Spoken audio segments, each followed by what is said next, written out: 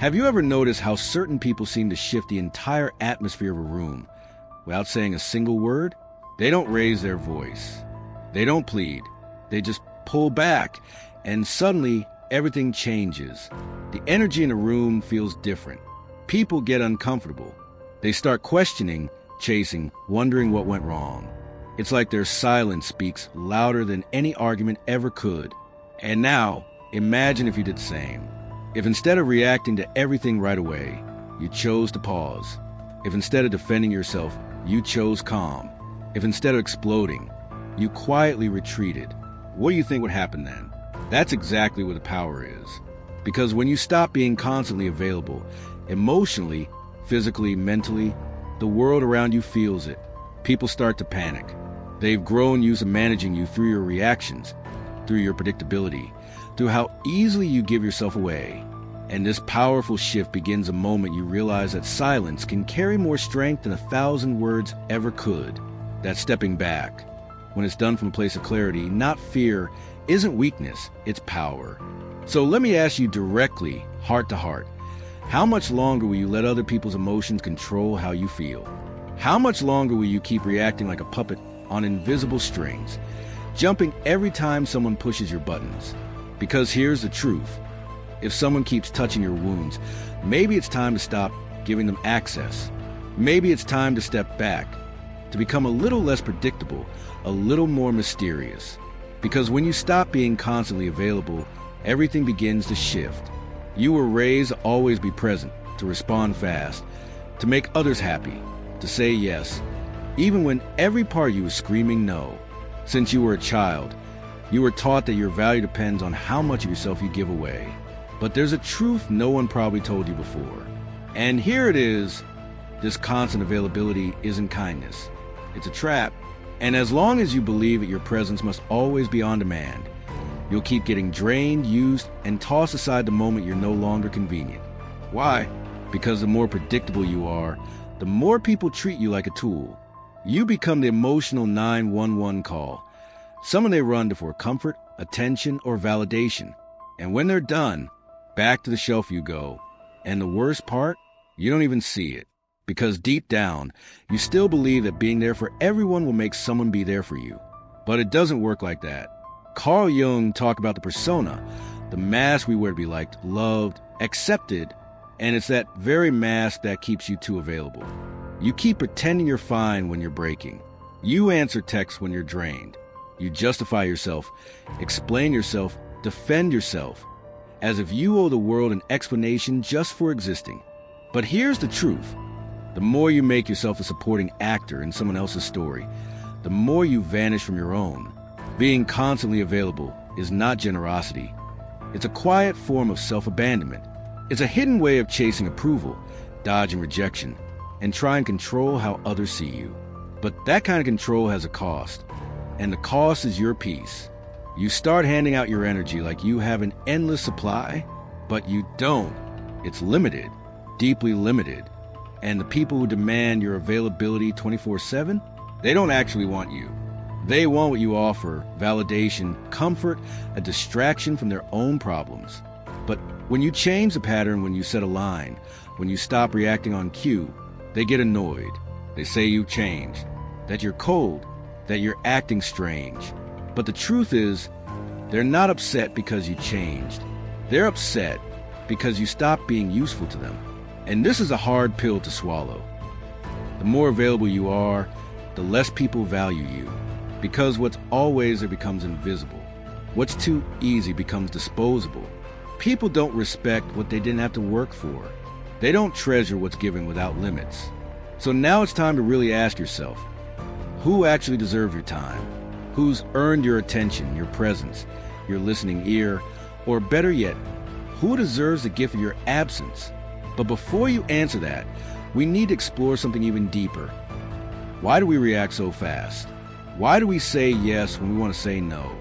Why do we feel this constant pressure to explain, to justify, to prove we're good enough? The answer lies in something Carl Jung called psychic energy. And that's what we'll dive into next. Because your energy is your most precious currency. And if you don't learn to protect it, someone else will spend it for you. If this message is speaking to you, don't forget to hit that subscribe button and join us on this journey. Thank you for being here. Carl Jung didn't believe the human mind was just a machine reacting to life blindly. To him, our mind is like an energy system, and every thought, emotion, and action drains a bit of that energy. The real question is, are you in control of where your energy goes, or are you letting the world decide for you? Every time you react impulsively, you're burning precious psychic energy, whether it's defending yourself from a criticism that didn't even deserve a response, or reacting to something that doesn't serve you. Think about it. When you respond to a provocation just to prove you're right, when you get caught up in pointless arguments, or when you try to please people who don't even value you, you're giving away your inner power to things that don't feed you. Carl Jung was clear. What you resist persists. The more you react, the more you tie yourself down to the very thing you're trying to avoid. People who feel emotionally drained aren't weak. They're simply misdirected. And do you know what happens when someone is always drained? They become vulnerable. And vulnerability makes you an easy target for manipulation, opportunism, and emotional exploitation. People can sense it. They can tell that you don't know how to protect your energy, that you're constantly reacting to everything, trying to fix everyone's problems, and they take advantage of that. Jung said that a healthy mind is one that knows how to conserve its energy. It's about learning to say no without guilt, to stay silent without feeling small, and to observe before acting. Because true power doesn't come from reacting. It comes from choosing when and how to act. And you can only make that choice if you truly know yourself well enough to recognize your own impulses. How many times have you lost sleep over an unresolved conversation? How often have you replayed that awkward moment, wishing you had said something different or trying to make sense of why someone treated you poorly? This is energy being drained with no return. You're keeping alive ghosts that should have been laid to rest long ago, feeding into dynamics that only continue because you keep responding. Psychic energy is like a force field. When it's well guarded, it creates a presence. You walk into a room and command respect without saying a word. But when it's poorly managed, you become invisible, reactive, fragile. The world has no mercy for those who give in too easily. So start paying attention to your triggers. What makes you react without thinking? What pulls you out of your center? These are the exact places where your energy leaks, and this is where you need to work. Not to become cold or indifferent, but to be selective, to become sovereign over yourself. And here's one of Jung's most profound insights. When you conserve your energy, you break the projections others place upon you. And let me tell you, that messes with a lot of people, because now we're entering some deeper, darker territory, silent manipulation. In the next part, we'll dive into how opportunistic people feed off your energy and why your unavailability completely disarms their games. Get ready to see the truth in the eyes of those who've been draining you without you even realizing it. You think you're in control. You believe your reactions are conscious choices. But here's the truth. Most of your emotional responses are programmed. And the people who understand this, they know how to manipulate you. Opportunistic people don't need to raise their voices, make threats, or force situations. They simply know how to press the buttons you've left exposed, and you react every time. Carl Jung called this projection, the psychological trick where people project onto others what they can't accept or see in themselves. But here's the thing. While others are busy projecting their stuff onto you, you also become the target of these projections. And the more emotionally available you are, the more you turn into a blank canvas for these projections. Think about it. That friend who only reaches out when they're in crisis, or the partner who always needs you to play the hero, or maybe the person who praises you, but only as long as you're useful to them. None of this is accidental. They're not truly connecting with you. They're connecting with the idea of you, the role you agree to play. So, why do you agree to play these roles? Because you're scared of disappointing, scared of not being loved, scared of being left behind. The most powerful manipulation doesn't scream at you. It whispers through the silence of guilt. You feel like you owe them something. You think you need to be available to help, to understand, even when it's destroying you on the inside. And here's the harsh truth. The manipulator doesn't need to control you directly. They just need you to keep reacting the same way. But the moment you stop reacting, the whole game falls apart. When you start saying no, responding with silence, or pulling away instead of justifying yourself, those projections begin to shatter. The mask they place on you slips off, and that leaves people uneasy. They no longer know who you are. And here's where it gets even worse. Now they're forced to look at themselves, and not everyone is ready for that. Your unavailability becomes a threat, because it forces others to face their own emptiness. The silence you offer highlights the internal chaos they've been avoiding, and that's when the attack comes. The criticism, the emotional drama. It's not because you're wrong, but because you stop being the convenient mirror they could rely on. Jung once said, "We do not become enlightened by imagining figures of light, but by making the darkness conscious." When you step back, when you stop feeding the cycle, that's when the shadows of others begin to emerge. And that's unbearable for those who have always used you as their escape. But what about you? Are you ready to face the discomfort of being misunderstood, rejected, or even attacked just for protecting yourself? Can you handle the silence that follows when you break the pattern? Because it's in that silence that a new kind of power is born, and that's what we're about to dive into. In the next part, you'll learn why silence can be the most powerful weapon in the human psyche, and how it completely shifts the dynamic between you and the world. The modern world is full of noise. Everyone wants to be heard, wants to respond right away, wants to win pointless arguments, and prove they're right, even if it costs them their peace of mind. But there's a power that most people don't know, and even fewer have mastered. The power of silence. Not the silence born from fear or passivity, but the kind of silence that's conscious, strategic, and brutally honest. This is an absence. It's an amplified presence. Carl Jung saw silence not as emptiness, but as fertile ground for inner transformation. When you stop reacting, you begin to observe. And when you observe, you start seeing patterns that you didn't notice before. You see emotional repetitions, manipulations, games, and cycles of self-sabotage. Silence brings clarity, and clarity is dangerous for those who want to control you. Have you ever noticed how some people panic when you don't respond? What happens when you stop explaining yourself? When you simply vanish without a word? It's not that they miss you. It's that your silence takes away their control over the story. As long as you're talking, you're still in the game. But when you stop speaking, you change the rules. And that throws anyone off who's been relying on your reactions to keep things in their favor. True silence isn't just the absence of words. It's the power to control your own energy. It's the ability to refuse being dragged down by someone else's emotions. It's making the conscious choice not to engage in pointless battles that drain you. Jung said that individuation, the process of becoming who you truly are, requires this kind of separation.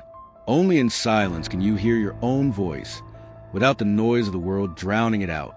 But don't be fooled. Silence comes with a price.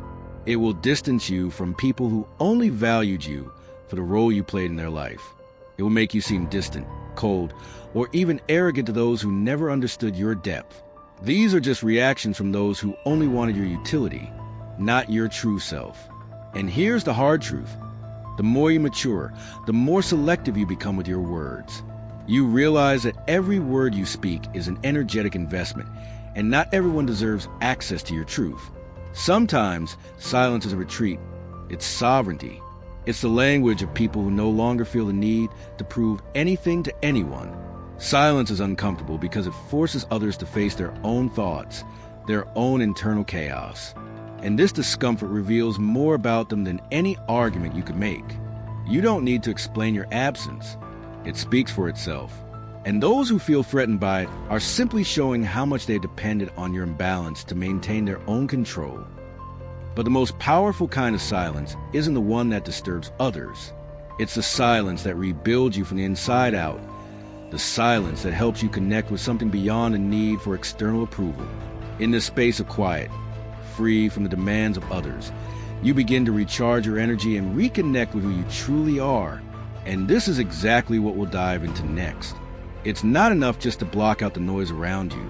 You need to relearn how to use your energy wisely, choosing where it goes, where it stays, and most importantly, where it should never go.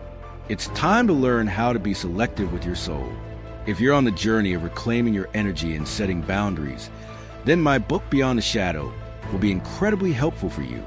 It breaks down Carl Jung's most powerful ideas and provides practical tools to protect your energy set boundaries, and reconnect with your true self. You'll find a link in the pinned comment. Understanding these concepts intellectually isn't enough.